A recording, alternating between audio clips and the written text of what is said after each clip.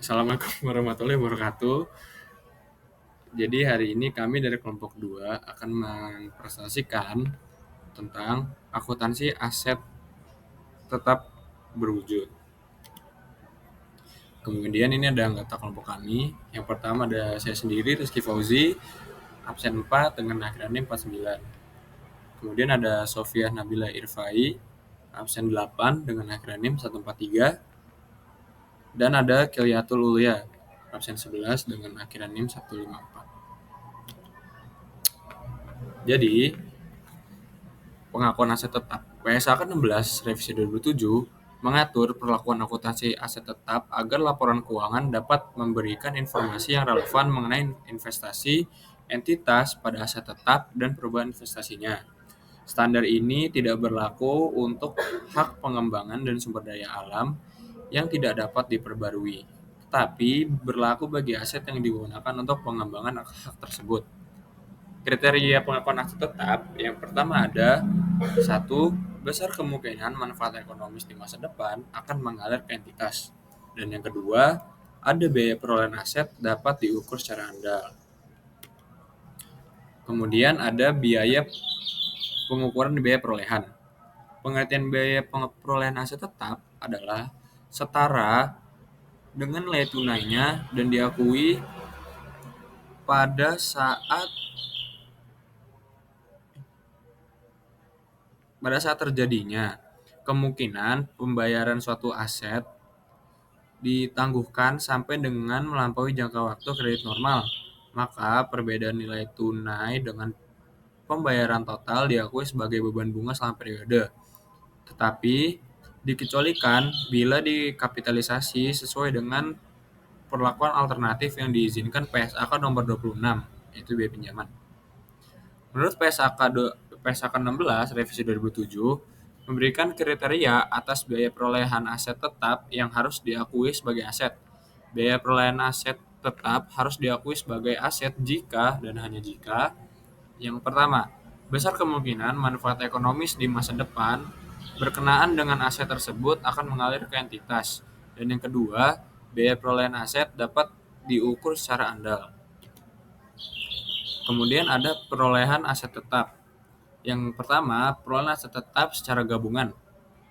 Harga perolehan masing-masing aset yang diperoleh secara gabungan didasarkan pada perbandingan nilai wajar masing-masing aset. Yang kedua, ada perolehan aset tetap secara angsuran.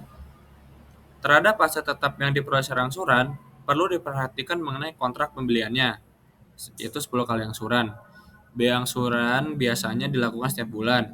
Dalam metode ini, bunga akan menurun seiring dengan berkurangnya sisa pokok pinjaman. Penentuan bunga didasarkan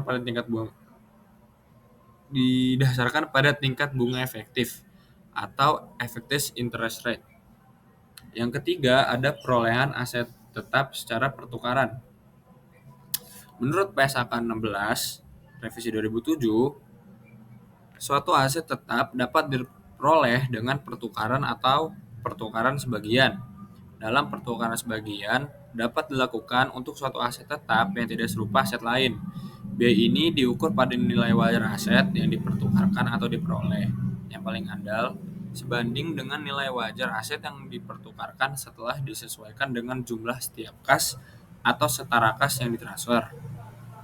Aset tetap yang diperoleh dalam pertukaran atau pertukaran sebagian untuk suatu aset tetap yang tidak serupa aset lain, biaya tersebut diukur dengan nilai wajar aset yang dilepas atau diperoleh yang manakah lebih andal. Ekuivalen dengan nilai wajar aset yang dilepas setelah disesuaikan dengan jumlah setiap kas atau setara kas yang ditransfer. Bagaimana selanjutnya dengan selisih nilai? Selisih nilai adalah selisih antara nilai buku aset tetap yang lama dengan nilai perolehan baru. Dalam hal demikian, apabila aset tetap dipertukarkan dengan aset tetap yang tidak sejenis, harus diakui sebagai laba atau rugi. Sebaliknya, apabila dipertukarkan dengan aset tetap yang sejenis, maka pengakuan laba rugi ditangguhkan kembali saat aset tetap yang baru dilepaskan kembali. Yang keempat, ada perolehan aset tetap dengan cara membangun sendiri. Perolehan aset tetap melalui pembangunan sendiri pada dasarnya menggunakan prinsip yang sama dengan pembelian, yaitu seluruh biaya yang dikeluarkan hingga aset siap digunakan diakui sebagai biaya perolehan. Biaya tersebut meliputi biaya langsung, biaya tidak langsung atau overhead, serta bunga pinjaman selama masa konstruksi yang dapat didistribusikan langsung pada aset. Namun, laba internal dari pembangunan aset tidak boleh diakui.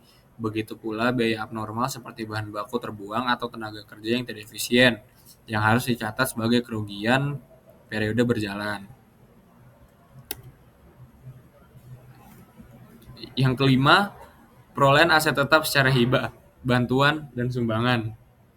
Perolehan aset tetap melalui hibah, bantuan, atau sumbangan erat kaitannya dengan perlakuan akuntansi pajak, karena akuntansi komersial hanya sedikit membahas aset yang diperoleh dari donasi. Dari sisi akuntansi pajak, perlakuan atas hibah merujuk pada Pasal 10 Ayat 4 UU Pajak Penghasilan, yang selaras dengan ketentuan Pasal 4 Ayat 3. Hibah, bantuan sumbangan, hibah, bantuan, sumbangan, dan warisan tidak dianggap sebagai objek pajak sepanjang memenuhi syarat, seperti yang satu itu bantuan atau sumbangan, termasuk zakat, yang diterima lembaga resmi atau penerima zakat yang berhak. Yang kedua, hibah yang diterima keluarga, saudara garis lurus, badan keagamaan, pendidikan, sosial, koperasi, atau usaha kecil yang ditetapkan Menteri Keuangan. Yang ketiga, yaitu warisan.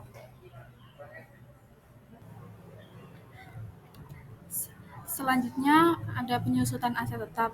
Penyusutan adalah alokasi sistematis atas biaya perolehan aset tetap berwujud selama masa manfaat, kecuali tanah. Penurunan nilai aset terjadi karena pemakaian, keausan, atau perkembangan teknologi, sehingga nilainya dialokasikan sebagai beban penyusutan. Menurut PSAK nomor 16, penyusutan dibebankan ke pendapatan dan berlaku untuk aset tetap. Yang pertama ada digunakan lebih dari satu periode akuntansi. Yang kedua, memiliki masa manfaat terbatas. Yang ketiga, dipakai untuk produksi penyediaan jasa, disewakan, atau keperluan administrasi. Jumlah yang dapat disusutkan adalah harga perolehan dikurangi nilai sisa. Jika nilai sisa signifikan, maka diestimasikan saat perolehan atau revaluasi. Perbedaan perhitungan penyusutan antara akuntansi komersial dan pajak dapat menimbulkan pajak tangguhan. Syarat harta yang dapat disusutkan. Yang pertama, merupakan harta berwujud. Yang kedua, memiliki masa manfaat lebih dari 1 tahun. Yang ketiga, yaitu digunakan untuk menghasilkan, menagih, dan memelihara penghasilan. Aset yang tidak dapat disusutkan menurut pajak, meskipun secara komersial disusutkan antara lain. Yang pertama, ada kendaraan perusahaan yang digunakan pegawai untuk pribadi atau di daerah terpencil. Yang kedua yaitu rumah perusahaan di luar daerah terpencil yang ditempati pegawai tanpa tunjangan. Next, metode penyusutan sesuai ketentuan komersial. Jumlah penyusutan akan dialokasikan ke setiap periode akuntansi selama masa manfaat aset tetap berwujud menggunakan berbagai metode yang sistematis. Penggunaan metode penyusutan persyaratan adanya penggunaan yang konsisten, taat atas tanpa memandang tingkat profitabilitas perusahaan dan pertimbangan perpajakan, sehingga diharapkan dapat menyediakan daya banding hasil operasi perusahaan dan periode ke periode. Dalam praktik akuntansi komersial, metode penyusutan dapat digunakan sesuai pengelompokan menurut kriteria. Yang pertama, dasar waktu. Dasar waktu ada 2 metode. Yang pertama, metode garis lurus. Dalam metode ini, biaya penyusutan dialokasikan berdasarkan berjalannya waktu dalam jumlah-jumlah yang sama selama masa manfaat aset tetap berwujud tersebut. Rumusnya yaitu biaya penyusutan sama dengan tarif penyusutan dikali dasar perhitungan penyusutan. Yang kedua, metode beban penurunan. Nah, metode ini sering disebut metode jumlah angka tahun yang akan menghasilkan jumlah penyusutan yang semakin menurun dari tahun ke tahun.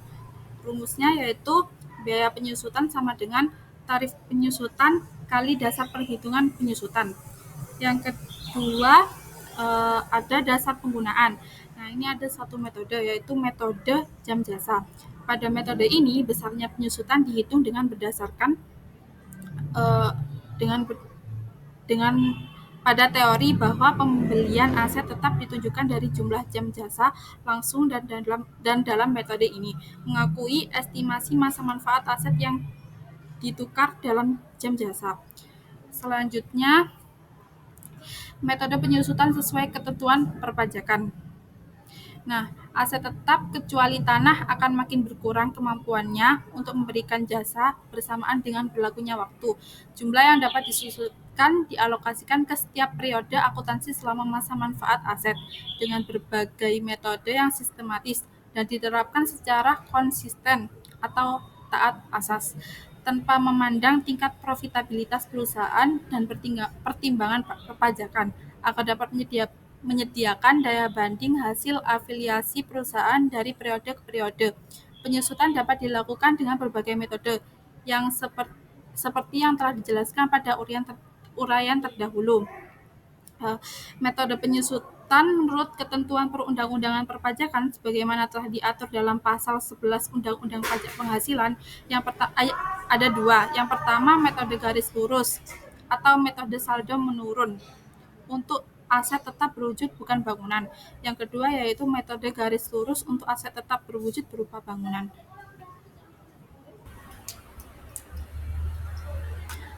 Selanjutnya yaitu penyusutan pada masa akhir manfaat. Cara perhitungan penyusutan tersebut dilakukan untuk tahun-tahun selanjutnya menggunakan metode saldo menurun. Besarnya biaya penyusutan semakin lama semakin menurun. Sebagai contoh, PT Nusantara memiliki aset tetap berwujud mesin dengan harga perolehan yaitu 250 juta dengan masa manfaat 4 tahun. Dasar penyusutan adalah nilai buku pada awal periode. Besarnya biaya penyusutan selama masa manfaat dapat dilihat pada tabel tersebut. Pada akhir masa manfaat, nilai sisa buku disusutkan sekaligus. Dalam contoh di atas, nilai sisa buku pada tahun ketiga sebesar 31.250.000 akan dibebankan seluruhnya sebagai biaya penyusutan tahun keempat. Selanjutnya, penarikan harta bukan bangunan. Aset tetap yang sudah tidak digunakan lagi oleh perusahaan dapat ditarik dari pemakaian. Misalnya dengan cara dijual. Dalam akuntansi komersial, nilai buku aset tetap dihitung sampai dengan tanggal penjualan. Namun dalam ketentuan perpajakan, nilai sisa buku dihitung hingga akhir tahun sebelum aset tersebut dijual. Berdasarkan pasal 11 ayat 8 Undang-Undang Pajak Penghasilan, jika terjadi penjualan atau penarikan aset sesuai pasal 4 ayat 1 huruf D atau penarikan karena sebab lain, maka nilai buku aset tersebut dapat dibebankan sebagai kerugian. Sedangkan harga jual atau penggantian asuransi yang diterima diakui sebagai penghasilan pada tahun terjadinya penarikan. Dengan demikian, laba atau rugi atas penjualan atau penarikan aset akan dikenakan pajak pada tahun dilakukannya transaksi tersebut. Selanjutnya, perlakuan akuntansi tetap. Yang pertama, pengakuan aset tetap. Dalam akuntansi komersial, aset tetap diakui jika besar kemungkinan manfaat ekonomis di masa depan akan mengalir ke entitas dan biaya perolehannya dapat diukur secara andal. Misalnya pembelian mesin pabrik dicatat sebagai aset karena akan digunakan untuk menghasilkan pendapatan di masa depan. Dari sisi pajak, pengakuan aset tetap diatur dalam pasal 10 Undang-Undang PPH yang menekankan pada dasar hukum transaksi, baik berupa pembelian, pertukaran, maupun hibah. Artinya, aspek legalitas dan dokumentasi transaksi menjadi fokus utama pengakuan fiskal. Yang kedua, pengukuran aset tetap. Pengukuran awal aset tetap dalam akuntansi komersial dilakukan sebesar biaya perolehan, termasuk harga beli, bea masuk, biaya instalasi, pengiriman, dan estimasi biaya pembongkaran. Setelah pengakuan awal, entitas dapat memilih model biaya atau model revaluasi. Dalam akuntansi pajak, pengakuan aset tetap lebih sederhana. Umumnya menggunakan harga pasar atau harga perolehan sesuai transaksi sebagaimana diatur dalam pasal 10 ayat 2 Undang-Undang PPH. Perbedaan utama adalah komersial mengakui nilai residu, sedangkan fiskal tidak. Yang ketiga yaitu pencatatan aset tetap. Dalam akuntansi komersial, pencatatan aset tetap mengikuti jurnal standar sesuai jenis perolehan, yaitu tunai, kredit, angsuran, pembangunan sendiri, atau hibah. Misalnya pembelian tanah dan bangunan dicatat mendebit akun aset tetap dan mengkredit kas atau utang. Dalam akuntansi pajak, pencatatan aset harus selaras dengan ketentuan fiskal, sehingga hibah dianggap objek pajak, sedangkan hibah yang tidak memenuhi syarat dianggap penghasilan. Perbedaan ini menimbulkan koreksi fiskal pada laporan keuangan. Yang keempat, penyajian aset tetap. Dalam laporan keuangan komersial, aset tetap disajikan pada bagian aset tidak lancar. Dicatat sebesar nilai buku, yaitu biaya perolehan, dikurangi akumulasi penyusutan, dan rugi penurunan nilai. Penyajian dilakukan per kelompok aset seperti tanah, bangunan, mesin, kendaraan, dan lain-lain. Dalam aspek pajak, penyajian tidak seformal laporan keuangan, melainkan terkait dengan rekonsiliasi fiskal. Penyusutan dan nilai buku fiskal disajikan untuk menentukan laba kena pajak, sesuai masa manfaat dan kelompok aset menurut peraturan perpajakan. Yang kelima, pengungkapan aset tetap. Akuntansi komersial mewajibkan pengungkapan yang cukup dalam catatan atas laporan keuangan, meliputi metode penyusutan, umur manfaat, nilai residu, serta kebijakan akuntansi yang digunakan. Sebaliknya, dalam akuntansi pajak, pengungkapan lebih menekankan pada kepatuhan administrasi, seperti rincian daftar aset tetap, nilai sisa buku, serta metode penyusutan yang digunakan menurut UU PPH. Sekian presentasi dari kelompok 2. Apabila ada salah kata, mohon maaf. Wassalamualaikum warahmatullahi wabarakatuh.